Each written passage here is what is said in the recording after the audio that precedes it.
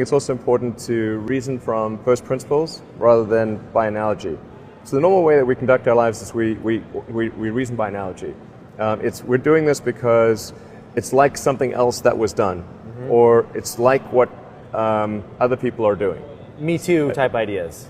Yeah, Slight iterations take, on a theme, and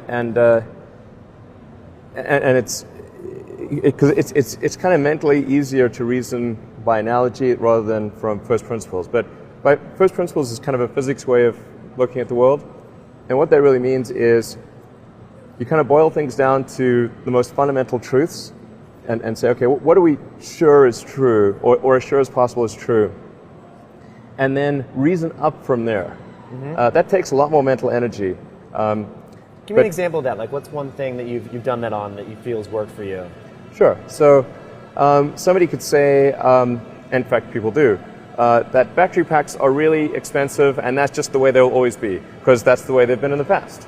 You're like, well, no, that's pretty dumb, because if you applied that reasoning to anything new, then you wouldn't be able to ever get to that new thing. Right.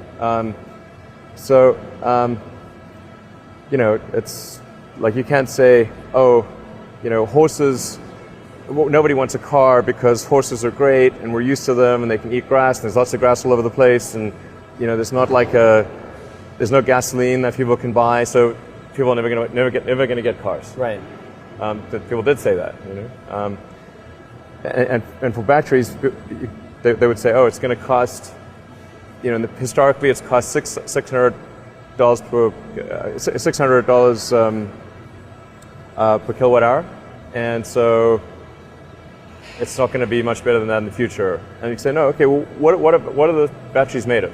So first principles would be to say, okay, what are the material constituents of the batteries?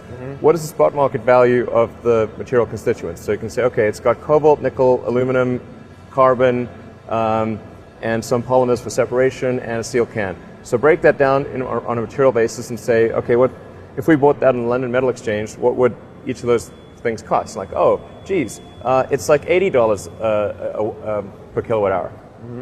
So clearly, you just need to think of clever ways to take those materials and combine them into the shape of a battery cell, and you can have batteries that are much, much cheaper than anyone realizes.